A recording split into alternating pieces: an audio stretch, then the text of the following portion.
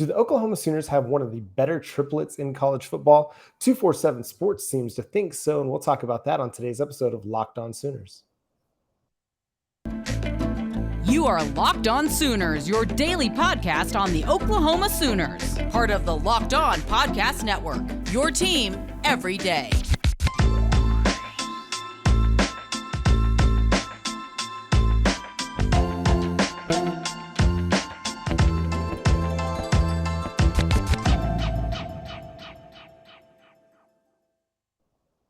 What's up, Sooner Nation? Thank you for joining us here on Locked On Sooners, and thank you for making Locked On Sooners your first listen every single day. We're free and available on all podcast platforms, including YouTube, so go over there and hit the subscribe button and the notification bell to let you know when new episodes drop. My name is John Williams. You can follow me on Twitter at John9Williams. He's Josh Helmer. You can follow him on Twitter at JoshOnRef, and you can also hear him Monday through Friday from 9 to noon on 94.7 The Ref in Norman. And let me tell you, today's episode is brought to you by BetOnline. For all the best information this season, BetOnline has you covered. With more props, odds, and lines than ever before, BetOnline is where the game starts. Josh, what's up, man? How you doing? Doing great. Does it matter in your mind that Oklahoma has just a pair, according to ESPN, of the top 100 players in college football? I think what it tells me is that kind of the thing that we've been saying for, I feel like, a few weeks now, is that this is a team that is just under the radar, which is kind of weird considering the number 9 team in the AP and the coaches poll. They're just not really getting the individual accolade respect nationally. I mean, you can look at any preseason All-American team, which we'll talk about in the second segment. You can look at this list that had Marvin Mims with 62, Dillon Gabriel with 70.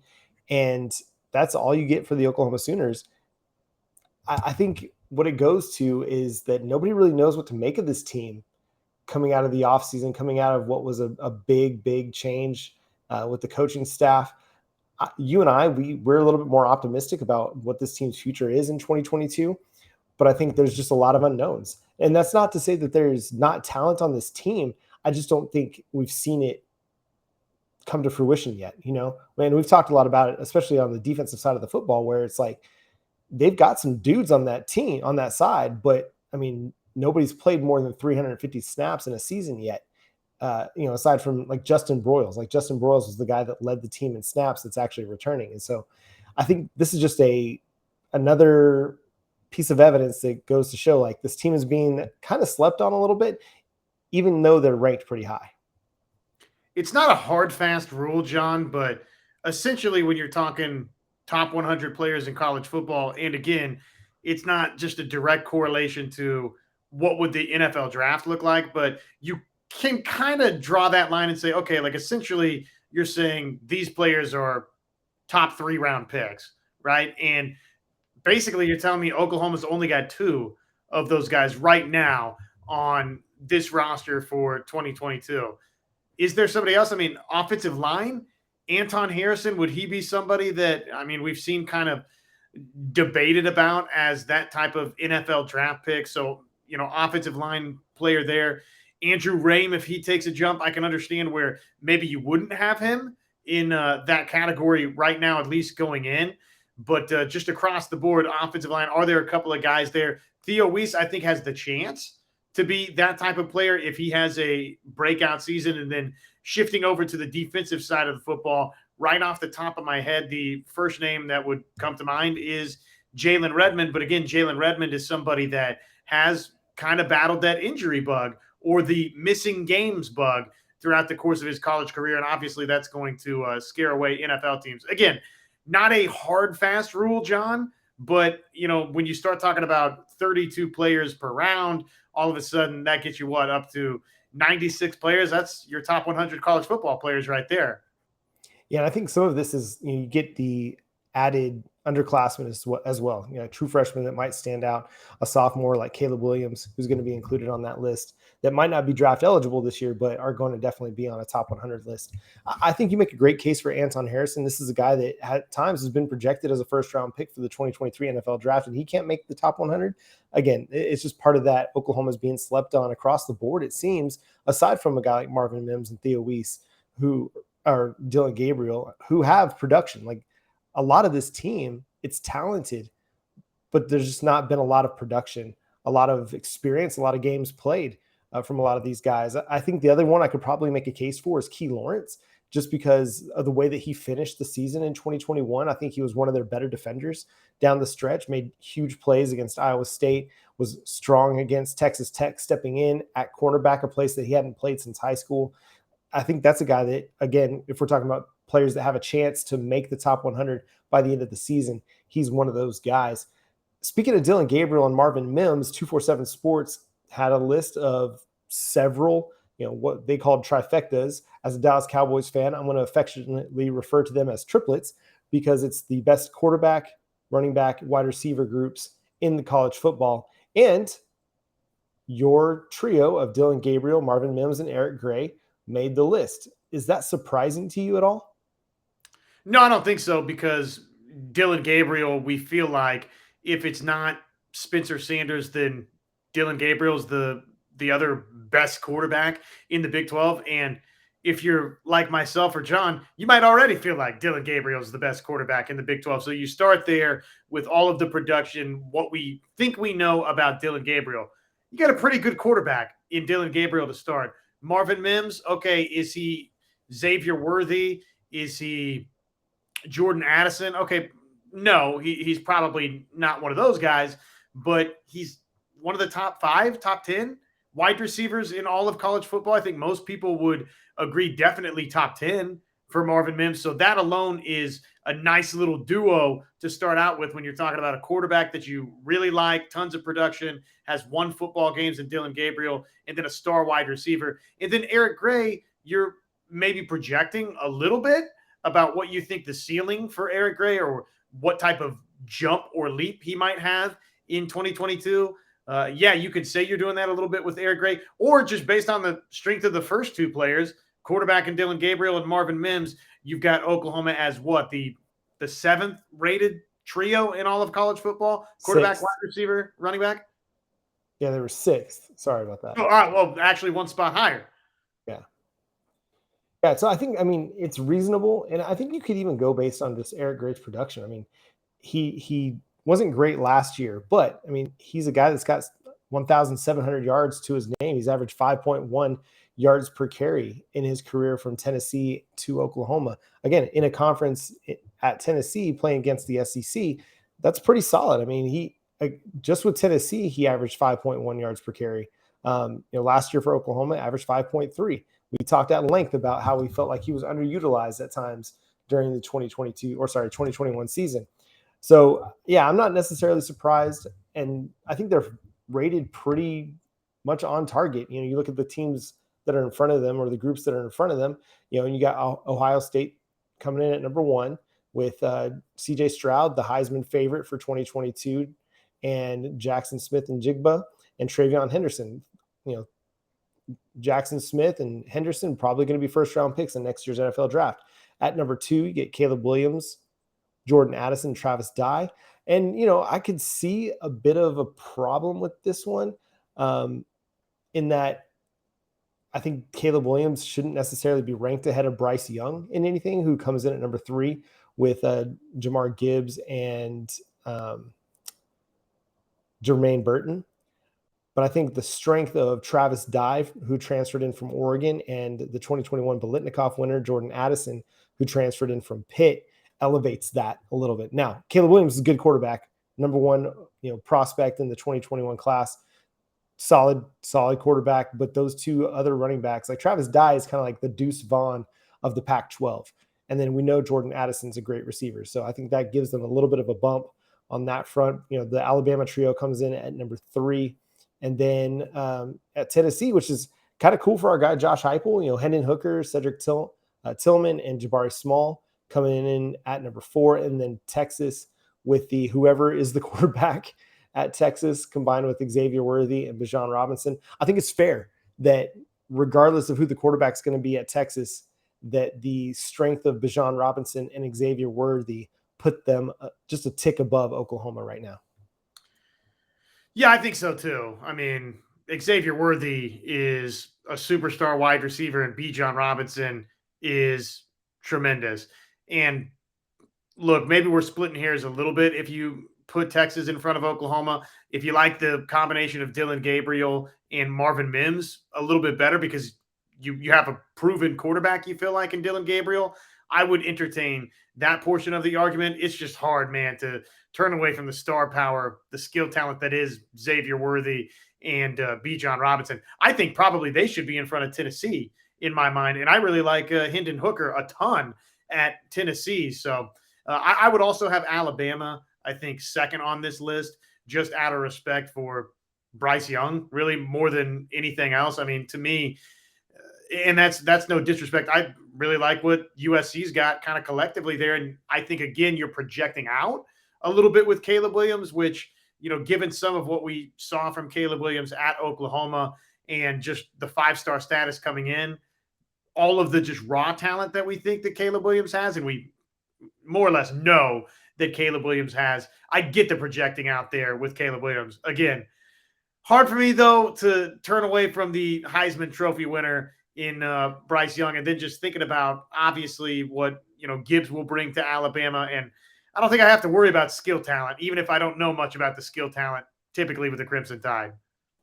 Yeah, they just seem to continually churn out like high-level, top-flight wide receivers and running backs every single year. And Bryce Young, I mean, he's the best quarterback in college football. I know C.J. Stroud's getting a lot of the Heisman love, but when I submitted my ballot for our USA Today, College Wire's Heisman, preseason poll, for me, it was Bryce Young number 1, C.J. Stroud number 2. To me, it matters that you won the Heisman last year. You get to be the favorite until you're not the favorite. And so I would agree with you. I'd put them above USC at the moment. And I get your argument for Texas above Tennessee. I just think because we don't know who the quarterback is right now, that probably gets them knocked down just a touch. But, I mean, they've got arguably the best running back in college football and one of the top 3 wide receivers in college football in Xavier Worthy. We saw what they could do last year in the Red River Showdown. Those two were just absolutely dynamic and unstoppable until Oklahoma slowed down Robinson in the 4th quarter. So I'm not looking forward to seeing that combination again this year. Maybe finally Bijan Robinson can go terrorize some NFL team, and then we'll have one more year of Xavier Worthy and then he'll be gone. But yeah, any other thoughts on this list before we move on? What was the next closest Big 12 team after Texas and OU? Is there anybody else in No, the top 10? No, the list stops at 8, and it goes to Texas A&M with Haynes King or Max Johnson, Anais Smith and Devon Ashane, and then Michigan, again, a quarterback battle and then wide receiver Ronnie Bell and running back Blake Corum. So no other Big 12 teams listed there. Is there a team that you could argue for? I don't think so. And that's kind of why I asked that question. I was trying to work my way logistically through it. Just based on Deuce Vaughn, I mean, maybe, but I don't know that they have the wide receiver that you would think of there. And I know how you feel about Adrian Martinez, so I know that you wouldn't put him in that category. So Spencer Sanders is obviously a really established and defending Big 12 quarterback of the year in this conference. I really like the upside of Shapen, but again, you're replacing the running back there. So I don't know. I don't know that there is another Big 12 team that you'd feel really strongly should be in the top 10, 15. Yeah, and Adrian Martinez is probably going to make me eat my words later in this season as he learns how to protect the football. So, well, let's talk about some preseason All-American teams and a true freshman All-American team that does feature an Oklahoma Sooner after I talk to you about BetOnline. BetOnline is the number 1 spot for all of your betting needs. Make sure you go check it out at betonline.net. They've got the best lines, odds, and news. You can get futures. You can get your NFL, NBA, MMA, all the things that you need to place your bets at BetOnline. Right now, Oklahoma, I think a minus 31 favorite against UTEP. I like those odds. I think that Oklahoma is going to just blow the doors off the Miners come September 3rd, unless Brent Venables decides to have mercy on them late in the game, which I doubt. So head to BetOnline today or use your mobile device to learn more about the action happening. BetOnline is where the game starts. And thanks again, everybody, for making Locked On Sooners your first listen every day. The ultimate college football preview. It's here, ladies and gentlemen, a 7-episode preview with college experts, local team experts, and Odyssey college football insiders. It's everything that you need to be ready for the college football season all in one spot. So search for Ultimate College Football Preview on your Odyssey app, YouTube, or wherever you get your podcasts. All right, Josh. So we've got a CBS All-American team that didn't feature an Oklahoma Sooner on their first or second team. I think, again, this just continues to be par for the course for the Oklahoma Sooners in the preseason. It does, yeah. Marvin Mims would be a guy, right, that maybe second team offensive status you would look at. And then beyond that, just based on kind of what we've seen out there, Dillon Gabriel, I like Dillon Gabriel a lot. But going into this year, Bryce Young, CJ Stroud, that's going to be hard to overcome those two guys at the top at the quarterback position. So not really surprised, obviously, to not see Dillon Gabriel included as a first or second teamer, from CBS, even though, again, I really like Dillon Gabriel a lot. And, oh, by the way, you were mentioning our College Wires Heisman Trophy preseason poll. I went ahead and voted Dillon Gabriel third in my preseason Heisman poll just because I think he's got the third best chance out of kind of anybody in college football to go win the award just based on the success I think as a team Oklahoma will have in the history OU's had at the position. But that's neither here nor there. Maybe something we can talk about at a different point in time. I'm trying to think, who else maybe got snubbed in this deal? I think that Marcus Stripling and Jalen Redmond both, by the time we finish the season, are going to have a good chance to, if we start talking, again, dipping back into that opening segment, top 100 players, I think both of those guys, by the time that the 2022 season is over, I think most everybody will agree with that. And I think that one of the two's got a great chance by the time everything's all said and done to wind up as a first team, a second team All-American type, if Oklahoma's great and if they're really disruptive, rushing the passer in the Big 12. Yeah, it's crazy to me to think that a team that is ranked number 9 in the AP and the coaches poll is going to go into a season with a chip on their shoulder. But I feel like that's what this team's going to be because, yes, they were picked number 2 in the Big 12 media poll. They've been picked number 2 in several other, sources and sites, and none of their players are being kind of given much love in the preseason. And I think that's okay. Like, that's not a big deal. Nobody, they're not going to care about individual accolades. It's going to be about the team, and they want those team awards. Individual accolades will come with that stuff, and they'll be well deserving if they're able to win the Big 12 and potentially contend for a college football playoff spot. And so I think that's really one of the fascinating kind of items and fascinating notes about this team heading into the 2022 season is just they're going to have a big chip, and I think they're going to use that. And they'll be a motivated team anyway because they'll have last season to pull from and how it was a bit of a disappointment. The guys that are coming back from that team, they want to prove that last year was a bit of a fluke and it wasn't necessarily all on them. And maybe there was something going on behind the scenes that, nobody's really said, definitively about the head coach that ended up going to USC. But it's a team I think that is going to have a lot to prove, and that's going to make them dangerous and really, really fun to watch, I think, because a team that has a lot to prove, they're not going to be just content with wins. They're going to want to blow the doors off people and really make a statement each and every time they step on the football field. Will they be able to do that? I don't know, but I really think in a lot of these games that they'll play in 2022, they will. They'll win not by a touchdown. They'll win by 20, 30 points, in certain games, certain matchups. And I think that's going to be a lot of fun to watch. They're going to come with a different fire, a different energy. I think there'll be like intensity from whistle one to whistle, the last whistle of the game. And so it's going to be interesting to see. And I think by the end of this season, we're going to see far more Oklahoma Sooners on these All-American teams in Yeah, and the all Big 12 teams as well. That's not going to be much of an issue, especially I think if Dillon Gabriel ends up contending for the Heisman like he could very well. I don't think that's going to be much of an issue at the end of the season. One player that did make an All-American team over at ESPN and Tom Luganbill, Jaren Kanak, a true freshman All-American. Now, what do you think about that? Not totally shocked, just based on a lot of the stuff that we've seen and heard about Jaren Kanak, really ever since he kind of the rumbling started out there that maybe he was going to flip away from Clemson and wind up with Oklahoma. You knew a little bit about Jaren Kanak, or you heard the Parker Thunes and those educated in that recruiting sphere talk about Jaren Kanak, and that kind of made your eyes light up a little bit. Like, wow, okay, well, this kid's pretty special. He's a track star, and all of a sudden, look at this highlight where he's a fullback or he's a running back, and oh my goodness, I get that it's Kansas high school football, but he's bowled over not one, not two, not three. How many people in Kansas is this kid going to bowl over? So there's so much about Jaren Kanak that was exciting coming in, and then all of a sudden, the next thing you hear is this is some kid that's just been absolutely tearing it up in a, dare I say, Adrian Peterson-like way. Now,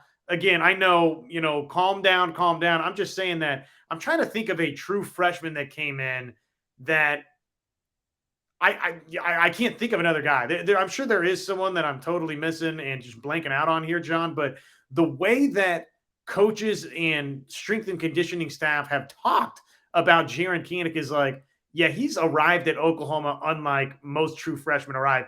And that alone kind of leads me to believe, and we've talked about this before, that, okay, yeah, maybe Luganbill and whoever puts him on these true freshman type teams, maybe he is ready to step in as a true freshman and be a legit difference maker for Oklahoma. Linebacker's a tough position to do that at, especially when you've got a couple of guys like Deshaun White, who, okay, we're talking top 100 college football players. I think Deshaun White, by season's end, is somebody that kind of is slept on, maybe a little bit in that regard. David Agwebu, again, another guy that's played a lot of football for Oklahoma that has a lot to prove and trying to make himself some money this year. I mean, both Deshaun White and David Agwebu would be those guys. So to try and usurp them would be asking a lot from Jaren Kanak. But again, some of the things that we've heard, not going to say it's impossible by any stretch of the imagination. And then with the TD Roof injury, that just opens the door for somebody to get more snaps at linebacker. And he's got the ability to play kind of that big nickel role as well, where he can run in coverage, against, bigger wide receivers or tight ends that split out into the slot. He's got the speed, he's got the athleticism, the agility to play with pretty much anybody. And so that could be one of those situations where, Brent Venables, Ted Roof, they roll him out there in situational roles where, hey, go cover Deuce Vaughn. Like, don't let Deuce Vaughn get away from you. Now, that's a tough task. That's not easy for anybody. But if somebody's got the speed to do it on this team, him or another true freshman that has stood out in camp, Gentry Williams, if we're speaking of true freshmen that could be All-Americans for this team, Gentry Williams has been clocked as the fastest player in camp several times this week. So that could be another one. It's fascinating to me to see kind of the rise of a true freshman and the popularity even of a guy who hasn't played a snap for this team, but is already many Oklahoma Sooners fans' favorite player, just based on the reports that we've heard and the potential that he has. And I think that's really exciting, is how we can get so excited about a guy that we've yet seen play. And I think that's why I have so much confidence in kind of the depth chart of the guys that are coming back, because we've only seen them in, a guy like Ethan Downs or Danny Stutzman in really short stints. I mean, they were true freshmen last year, and they got some significant playing time for true freshmen. And so now they're going to be able to translate that into significant playing time this year. And I think that's going to be great for Oklahoma. These are two guys that were highly regarded coming into Oklahoma. And there's a reason for that, because they can play football. And so why, we might not know their names on a national level yet. People might not be aware of who they are. It's not going to be long before people figure out who these guys are. And that's going to be the truth for a lot of the players on the defense, especially because Brent Venables' scheme is going to allow them to rack up lots of tackles for loss, lots of sacks. It's going to be splash play after splash play. And so I think it's going to be a lot of fun to watch this team. And I think you're right. I mean, I think we'll see a lot of Jaren Kanak, especially the first couple games of the season when Oklahoma gets up big on UTEP and Kent State. I mean, they're going to roll out all those guys, and we're going to get a really good glimpse of what the future looks like. And I think it's going to be really, really bright. One last, go ahead, Josh. Oh, I just think you touched on something that's so right. Because of Jaren Kanak's really desire to play for Brent Venables and his willingness to basically just show up and say, yeah, I don't care if I have a scholarship, that immediately endears you to fans. The one final thing I would say on all of this is that I think Luganville, I think ESPN, with all due respect to Jaren Kanak, I think they got Oklahoma's true freshman All-American wrong. I think the guy that we're going to be talking about is Jaden Gibson.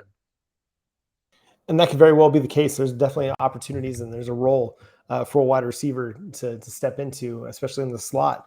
And I think that could be very much the case. It's hard because there's so many really, really talented wide receivers out there, and some that are going to get more opportunities than maybe Jaden Gibson might as the potentially third wide receiver for the Oklahoma Sooners. But what we saw in the spring game, dude, the guy's got breakaway ability to make big plays after the catch. And so, I mean, that'll translate. I mean, big plays after the catch, that carries you from, high school to college to the NFL. It doesn't matter what the level is. If you can make plays after the catch, it's going to translate wherever you're at. And so we'll note that one and see if by the end of the year, if Jaden Gibson does become a true freshman All-American. One last thing before we go, we got to give some love to the General Booty. Came out with his clothing line over at mtjn.org. You can go over there and check out some of these sweet t-shirts. If you're not watching on YouTube, you got to go watch on YouTube, or you got to go to mtjn.org and check out some of this great stuff. Josh, do you have a favorite shirt that we're looking at here? Well, it's hard for me not to just give some immediately give some love to the booty call shirt, which of course is fantastic. I really kind of like, I like pretty much all of them, but I Heart Booty, I think, is a nice play off the I Heart NYC model. And then, the little like sergeant, General Booty down below where he's doing the salute, I think is pretty cool and creative. And the cartoon element of it, just the artistic nature of it, I think is pretty cool. But I like all of them, and I have no doubt that a lot of these are going to be big time sellers for him, especially that booty call shirt with a certain age demographic that's attending the University of Oklahoma. Yeah, and I'm a big fan of several of these as well. My wife was actually a big fan of the general saluting over the booty, so you're in good company there. I like the G with the star on the inside of it. It just really looks sharp. I mean, that's one of those like, what is that? What? And then you can talk about it. Here's the cool thing about what General Booty's doing, similar to what Nick Evers is doing with March of Dimes. Every t-shirt purchased, 20% of the proceeds from General Booty's collection will go to OU Children's in Oklahoma City. So if you're up for buying a t-shirt, just know that it's going to go to a good cause. It's going to help General Booty out on the NIL front, but also 20% of the proceeds will go to OU Children's, a fantastic place.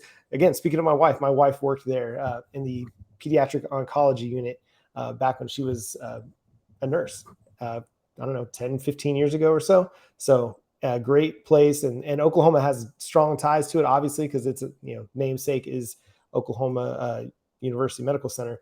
But my wife remembers Bob Stoops and the team coming up to visit on the hematology oncology floor back when she was there as a nurse, and just what it meant to the kids and a lot more to the parents at times who, they're not sick with the disease, but the parents are grinding away with their kid too. And to get to see these people that either they watch on Saturdays or Bob Stoops, who they kind of look up to as a coach, it is just really, really cool. So go buy a t-shirt, do some good with your t-shirt purchases. I know I'm going to go make sure I get one for myself, one for my wife. So that's going to do it for today's episode. Your booty call. Yeah, that's right.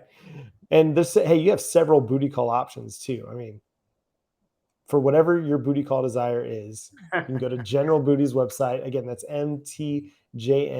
And again, this is not a paid sponsorship. We just are excited about the dude and his line of clothes, line of t-shirts, and the good cause that it's doing for OU children. So again, mtjn.org. And that's going to do it for today's episode of Locked On Sooners. Thank you for tuning in.